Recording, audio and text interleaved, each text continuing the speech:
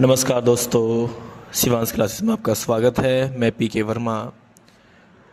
दोस्तों, जैसा आप आज को आपको पता है कि 2026 में जो डीएलएड का सेकंड सेमेस्टर का मैथ का पेपर होना था वो हो चुका है। और आपने क्या स्कोर किया, आपका पेपर कैसा गया कैसा नहीं, तो उसका एनालिसिस में करने यानी कि क्वेश्चन पेपर को सोल्व करने में आया हूँ। जैसे देखो, पहला क्वेश्चन है यहाँ पे, एक कार 1 लीटर पेट्रोल में x-5 किलोमीटर की दूरी तय करती है। x-5 लीटर पेट्रोल में कार द्वारा तय की गई दूरी होगी। तो दोस्तों, यहाँ पे क्या कहा गया कि 1 लीटर में इतने किलोमीटर चल रही है, तो वो x-5 लीटर में पूछ लिया, तो इसके साथ क्या कर देंगे, मल्टीप्लाई कर देंगे। जैसे मैंने पहले से ऑलरेडी क्वेश्चन को लिख लिया था। जैसे देखो, उसने कहा था 1 लीटर पेट्रोल द्वारा तय की गई दूरी x-5 किलोमीटर है, तो कह रहा x-5 लीटर पेट्रोल द्वारा तय की गई दूरी कितनी होगी। तो भाई देखो, 1 लीटर में तो चलती है वो x-5 किलोमीटर, और हमें कितने लीटर पेट्रोल लेना है, हमें लेना है x-5 लीटर। तो अगर देखा जाए तो देखो, ये भी x-5 है, ये भी x-5 है, तो गुना करने पे घातें जुड़ती है, ये सारी बातें आपको पता ही है। तो x-5 का क्या हो जाएगा, होल स्क्वायर हो जाएगा। तो ये फॉर्मूला ओपन कर दो। अब फॉर्मूला कौन सा ओपन कर दो, a माइनस बी का होल स्क्वायर, जो क्या होता है a² माइनस 2ab प्लस के बी स्क्वायर। तो यहाँ पर हम वही फॉर्मूला ओपन करेंगे, यानी कि x का स्क्वायर माइनस 2a, यहाँ पे हमारा x है और b यहाँ पे हमारा 5 है, और प्लस में 5 का स्क्वायर। ठीक है, अब देखो इसको सोल्व करते हैं। x का स्क्वायर करेंगे, x² माइनस 2 पंजे 10, तो क्या हो जाएगा 10x, और प्लस के 5 का स्क्वायर करेंगे 25। तो देखो ऑप्शन इसमें कौन सा है, यानी कि x² माइनस के 10x प्लस के 25, तो कौन सा ऑप्शन हो जाएगा, सेकंड। दूसरा क्वेश्चन देखो, दूसरे क्वेश्चन में क्या कहा गया कि एक कमरे की फर्श का क्षेत्रफल, यानी कि एक कमरे का फर्श का क्षेत्रफल 32 वर्ग मीटर तथा ऊंचाई 4 मीटर है, उस कमरे में हवा का आयतन होगा। तो दोस्तों, इसमें करना क्या है, जो कमरा है अगर हम कमरे का आयतन निकाल ले तो वही जो आयतन होगा वही हवा का आयतन होगा। और आयतन का फॉर्मूला क्या होता है, लंबाई गुना चौड़ाई गुना ऊंचाई। लेकिन जब क्षेत्रफल दिया हो तो क्षेत्रफल में ऊंचाई से गुना कर देते हैं, तो कमरे का आयतन निकल के आ जाएगा। तो फर्श का क्षेत्रफल हमें दे रखा था, कमरे की ऊंचाई 4 मीटर दे रखी है, तो हवा का आयतन पूछ लिया, यानी कमरे का आयतन। और कमरे का आयतन में यहाँ क्षेत्रफल दे रखा, तो हम क्या लिखेंगे, क्षेत्रफल गुना ऊंचाई। तो क्षेत्रफल यहाँ दे रखा 32 और ऊंचाई दे रखी है 4, तो 4 की गुना 32 में करेंगे तो 4 दूनी 8 और 4 तिया 12, तो 128 मीटर क्यूब, क्योंकि ये आयतन है तो metre cube, this is answer. तो 128 मीटर क्यूब देखो कहाँ पे है, 128, देखो 128 दोस्तों यहाँ पे वर्ग मीटर दे रखा, तो ये थोड़ा सा 128 में देखो ये भी दे रखा वर्ग मीटर और 128 घन मीटर भी। तो आयतन जो होता है ना, आयतन का मात्रक होता है घन मीटर। तो आप कौन सा ऑप्शन लगा के आएंगे, 4। तो जल्दबाजी मत करना, ठीक है ना, इस जल्दबाजी में दिक्कत हो जाती है। अब वो कह रहा है x सेंटीमीटर भुजा वाले समबाहु त्रिभुज का क्षेत्रफल होगा। देखो, समबाहु त्रिभुज किसे कहते हैं वो आप सभी जानते हैं। समबाहु त्रिभुज उसे कहते हैं जिसकी तीनों भुजाएं क्या होती है, बराबर, यानी कि ये ABC एक त्रिभुज मैंने ले लिया, तो इस समबाहु त्रिभुज में जो इसकी तीनों भुजाएं क्या होती है, बराबर, यानी कि AB BC के बराबर और BC AC के बराबर, और इसके प्रत्येक कोण होते हैं 60-60 डिग्री की, ये भी 60 डिग्री का, ये भी 60 डिग्री का। अब उसने पूछा इसका क्षेत्रफल क्या होता है, तो समबाहु त्रिभुज क्षेत्रफल होता है ना, वो होता है दोस्तों √3/4 और भुजा का स्क्वायर, भुजा का स्क्वायर। तो √3/4 और भुजा यहाँ पे क्या दे रखी, x, तो x का स्क्वायर। तो देखो कौन से ऑप्शन में है ये, तो ऑप्शन नंबर तीसरे का ये रहा, यानी कि x² √3/4, तो कौन सा हो जाएगा, पहला। देखो अगला क्वेश्चन क्या कह रहा है, 32 और 56 का लघुत्तम समावर्तक होगा। तो लघुत्तम समावर्तक यानी कि हमें यहाँ पे LCM निकालना है, तो यहाँ पे हमें निकालना है LCM।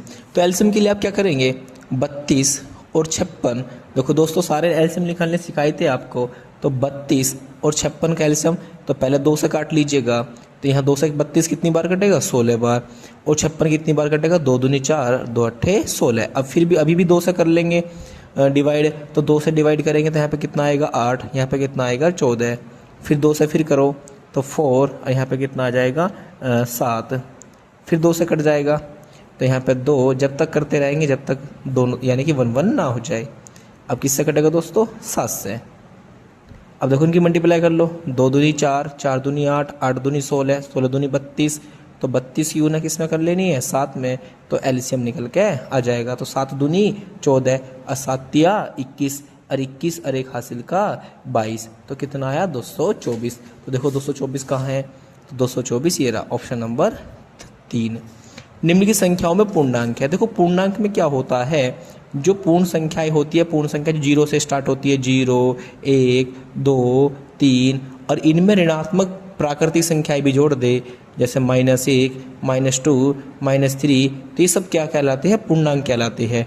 तो 214 ये भी पूर्णांक होगा, -18 पूर्णांक होगा, 0 भी पूर्णांक होगा। तो ऑप्शन हम कौन सा लगाएंगे, उपयुक्त सभी, यानी कि सभी रहेंगे। अब बात करते हैं हम अति लघुत्तम प्रश्न की। तो उसने कहा पहला प्रश्न यानी छठा प्रश्न जो है, 3 तथा 5 के गुणनफल को संख्या रेखा पर दर्शाइए।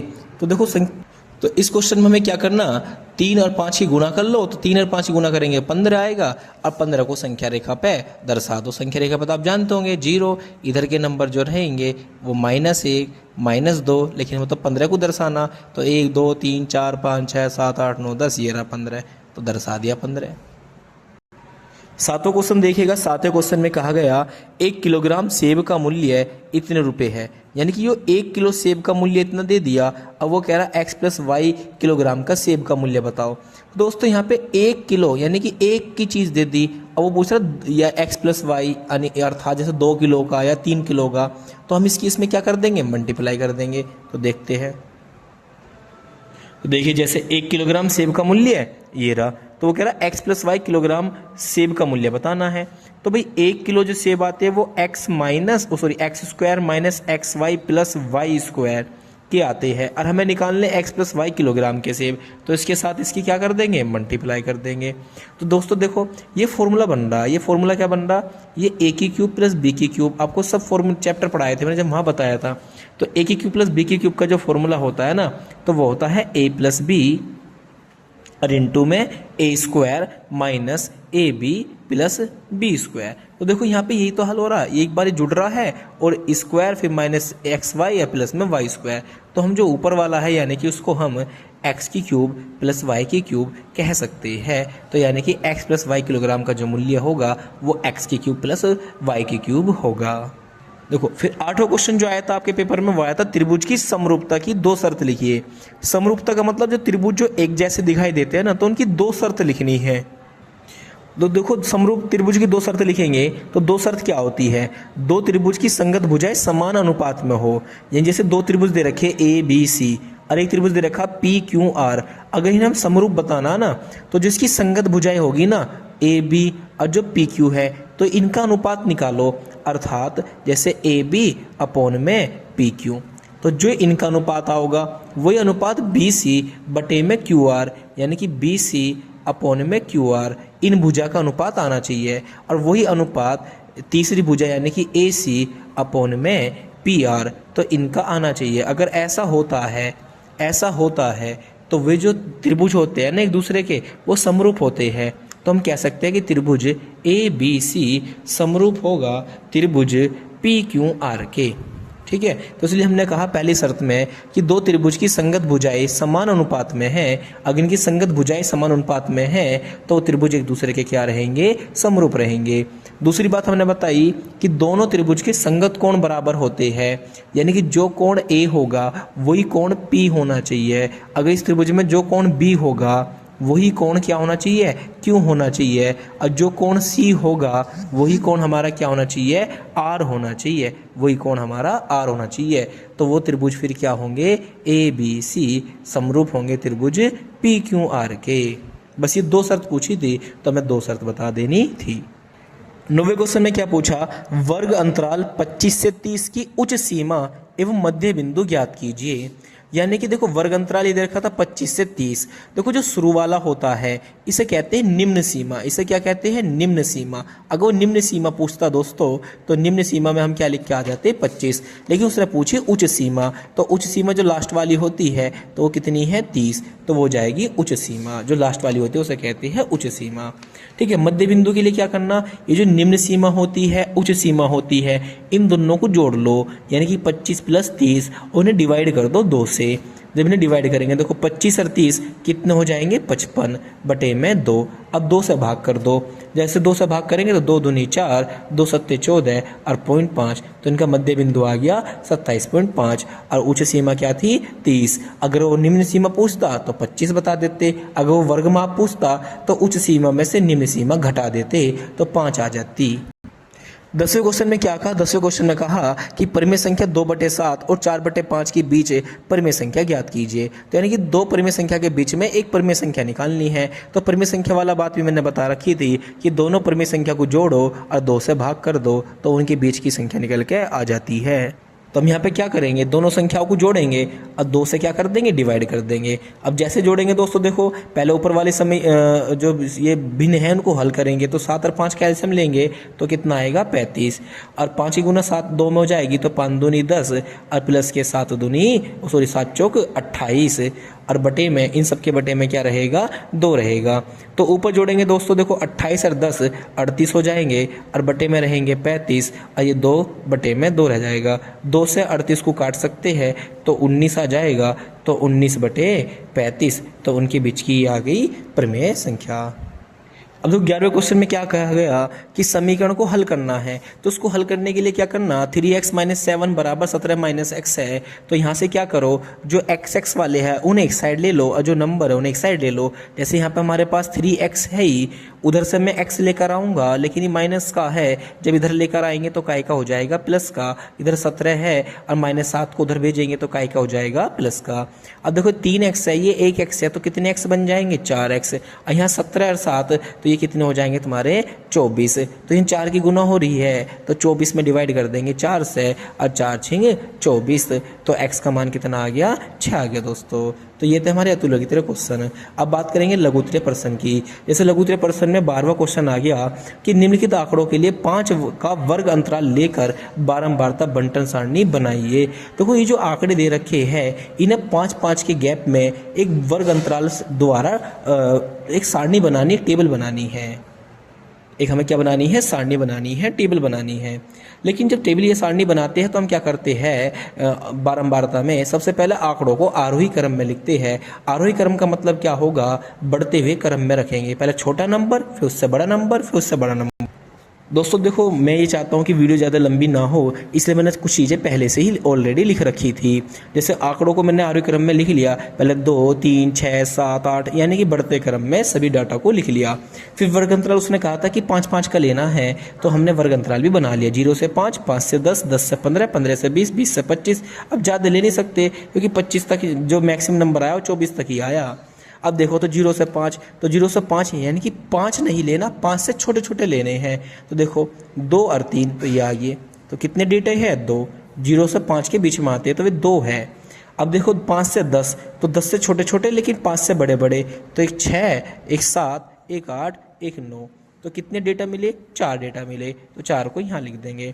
फिर 10 से 15 देखो, 10 से ज़्यादा होने चाहिए, 10 भी चल जाएगा लेकिन 15 से छोटा होना चाहिए, तो 11, 12, 12, 13, 14, 14, तो ये रहे 1 2 3 4 5 6 7, तो कितने डेटा मिले 7 मिले। ठीक है, फिर उसमें आया 15 से 20, तो यानी कि 15 से ज़्यादा होने चाहिए और 20 से क्या होने चाहिए छोटे। तो 15 से ज़्यादा देखो ये रहे 16, 18, 19, 20, सॉरी 19 ही, तो ये रहे 1 2 3 4, तो कितने डेटा ऐसे हमारे पास 4। अब 20 से 25 के बीच में तो कितने हैं हमारे पास 3।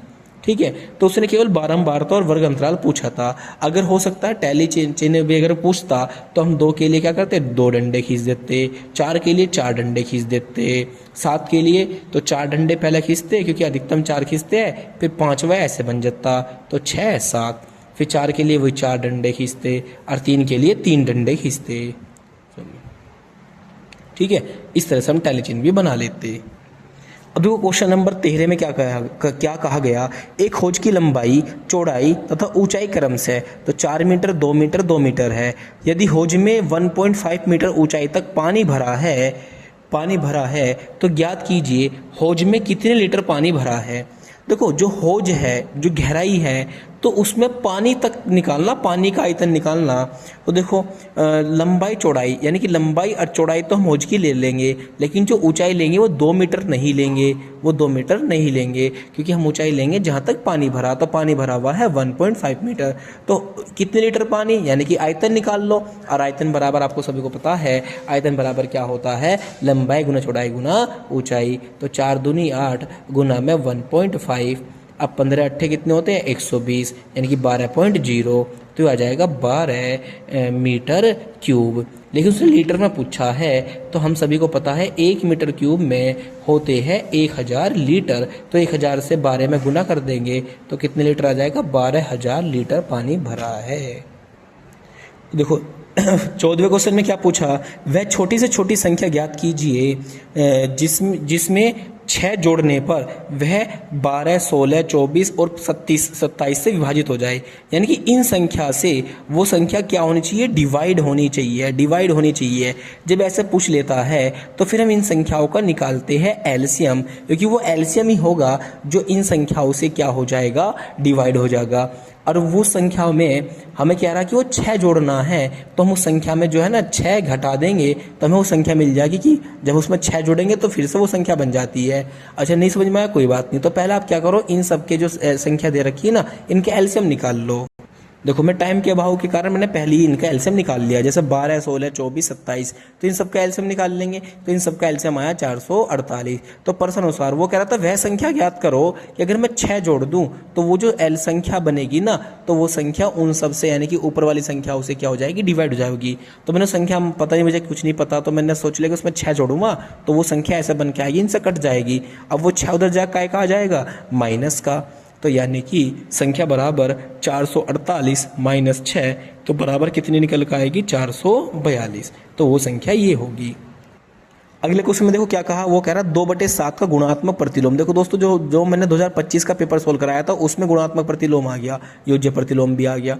तो योगफल ज्ञात करो, तो इसका गुणात्मक प्रतिलोम निकाल लो। गुणात्मक प्रतिलोम क्या हो जाएगा, जो ये संख्या दे रखी इसको पलट दो, यानी कि 7/2। योज्य प्रतिलोम क्या होगा, इसे माइनस से गुना कर दो, तो माइनस के 2/7। अब उनका योगफल निकालना, उन्हें जोड़ लेना बस। देखो 15 क्वेश्चन हमने क्या करा, 2/7 का गुणात्मक प्रतिलोम। तो गुणात्मक प्रतिलोम का मतलब भिन्न को पलट दो, हर ऊपर लिया अंश नीचे लिया, वो हम ऐसे ले आए। योज्य प्रतिलोम में क्या होता है, माइनस से गुना कर दो, तो माइनस 2/7 आएगा। तो क्या करते हैं, इनका योगफल बताओ, तो दोनों को जोड़ लिया, एलसीएम लेंगे, एलसीएम लेके सोल्व करेंगे तो हमारा आंसर आ जाएगा। 16 क्वेश्चन देखो, 16 क्वेश्चन में क्या कहा, सर्वांग समता की 4 कसौटियों को चित्र की सहायता से बताइए। यानी कि सर्वांग समता ये बताना है कि जो त्रिभुज है ना वो सेम उसी का जैसा होना चाहिए। तो उसकी कसौटी यानी कि 4 शर्त होती है, उन चारों शर्तों को चित्र की सहायता से क्या करना है दोस्तों, समझाना है। देखो जैसे मैंने पहले से ऑलरेडी लिख रखी है, ये जैसे पहली संख्या सर्वांग समता की 4 कसौटियाँ, जैसे ये रही पहली, मैंने 2 त्रिभुज बनाए, समरूप सर्वांग सम होते हैं जो एक दूसरे के बराबर होंगे। यदि 2 त्रिभुज की तीनों भुजाएं बराबर है, यानी कि ए बी बराबर है पी क्यू के, यानी कि ये वाली भुजा इस भुजा के बराबर है, और बी सी बराबर है क्यू आर के, ठीक है, और ए सी बराबर है पी क्यू आर के। तो इसका मतलब अगर 2 त्रिभुज की संगत भुजाएं बराबर हो तो उसे कहते हैं साइड साइड साइड। सर्वांग समता के नियम से वो त्रिभुज एक दूसरे के क्या होंगे, समरूप होंगे। तो आंसर एक कसौटी तो कंप्लीट होगी। दूसरी है SAS, इसे कहते हैं साइड एंगल साइड, यानी कि किसी त्रिभुज की 2 भुजाएं बराबर हो और उसके बीच वाला कोण, जो भुजाएं बराबर है ना और वो बीच वाला कोण बराबर है, तो वो त्रिभुज कैसा होता है, सर्वांग सम। जैसे हमने यहाँ पे क्या करा, हमने कहा कि AB यानी कि ए बी बराबर है PQ के, और AC ये AC साइड बराबर है PR के, और जो ये कोण A है, ये कोण किसके बराबर होगा, P के। तो इसका मतलब ये हमारा साइड एंगल साइड सर्वांग समता से ये त्रिभुज इस त्रिभुज के कैसा होगा, सर्वांग सम होगा। अगली कसौटी तीसरी आती है एंगल साइड एंगल। इसमें क्या होता है, अगर किसी त्रिभुज के 2 कोण बराबर हो और उसके बीच वाली साइड बराबर है तो त्रिभुज क्या होते हैं, सर्वांग सम। जैसे मैंने कोण B बराबर कोण Q के दिखाया, और कोण C बराबर कोण R के है, और BC भुजा QR के बराबर है, तो दोनों त्रिभुज एक दूसरे के क्या होंगे, सर्वांग सम होंगे। अब देखो एक आती है लास्ट राइट है, ये जो RHS है इसका मतलब होता है राइट एंगल, हाइपोटेनियस और साइड, यानी कि राइट एंगल मतलब समकोण, और हाइपोटेनस मतलब कण और साइड मतलब भुजा। तो अगर ये बराबर हो यानी किसी की जो हाइपोटेनस वाली कहानी है जैसे कण है, जैसे ये त्रिभुज समकोण त्रिभुज ये लिया हमने, एक समकोण त्रिभुज ये लिया हमने, और समकोण त्रिभुज में अगर कण बराबर हो और उसकी एक भुजा बराबर हो तो वो दोनों त्रिभुज एक दूसरे के सर्वांग सम होते हैं। नेक्स्ट क्वेश्चन देखिएगा, 17वां क्वेश्चन क्या कहा गया कि पिता की आयु अपने पुत्र की आयु का 7 गुना है। 5 वर्ष बाद पिता की आयु पुत्र की आयु का 4 गुना हो जाएगी, तो पिता और पुत्र की वर्तमान आयु ज्ञात कीजिए। तो देखो बहुत अच्छा क्वेश्चन है। तो सबसे पहले हम पिता और पुत्र की वर्तमान आयु मान लेंगे, पुत्र की वर्तमान आयु x वर्ष मान लेंगे और पिता की वर्तमान आयु y वर्ष मान लेंगे। अब 5 वर्ष बाद उनकी क्या होगी, आयु जुड़ जाएगी। अगर 5 साल पहले कहता तो घट जाती, जैसे देखो ये रहा, तो हमने क्या मान लिया, x और y मान ली। तो 5 वर्ष बाद पुत्र की जो आयु है वो x + 5 हो जाएगी और 5 वर्ष बाद पिता की जो आयु है वो y + 5 वर्ष हो जाएगी। प्रथम प्रश्न अनुसार ये कहा था कि जो पिता की आयु है वो पुत्र की आयु की 7 गुनी है, तो 7 में गुना कर दी, y बराबर हो जाएगा। तो ये आ गई समीकरण नंबर 1। द्वितीय प्रश्न अनुसार में कहा था कि 5 वर्ष बाद पिता की आयु पुत्र की आयु की 4 गुनी हो जाती है, तो फिर मैंने इक्वेशन बना के 4 की इसमें गुना कर दी, 4x और 4 पंजे 20, तो x वाला अब यहाँ से जो है ना y की वैल्यू निकाले ना, 5 को इधर लेकर आ जाएंगे तो काय का हो जाएगा माइनस का। तो y बराबर आ गया 4x + के 20 - के 5, 20 में से 5 गए 15, तो y बराबर ये आ गया। तो देखो यहाँ y बराबर इतना है, समीकरण नंबर 1 में y बराबर 7x था, तो दोनों एक दूसरे को क्या कर लेंगे, बराबर रख लेंगे। तो 7x बराबर 4x + के 15, 4x को इधर उठा के ले आएंगे तो माइनस के हो जाएंगे। तो 7x में से 4x जाएंगे तो 3x बचेंगे और बराबर में 15, तो 3 की यहाँ बटे में आ जाएगा, 3 से 15 कट जाएगा तो 5 बार कटेगा, तो x बराबर 5 वर्ष, यानी कि पुत्र की वर्तमान आयु 5 वर्ष है और पिता की वर्तमान आयु y बराबर थी 7x, तो x की जगह 5 रख देंगे तो 7 पंजे 35। आज की परीक्षा में जो लास्ट क्वेश्चन आया था वो था एक वर्गाकार मैदान की एक भुजा 30 मीटर लंबी है। तो देखो मैंने एक क्वेश्चन भी कराया था आपको, ठीक है ना, पिछली क्लास जो मेरी लास्ट क्लास थी उसमें मैंने कराया भी था एक क्वेश्चन, और मैंने कहा भी था कि इस तरह क्वेश्चन एक आएगा।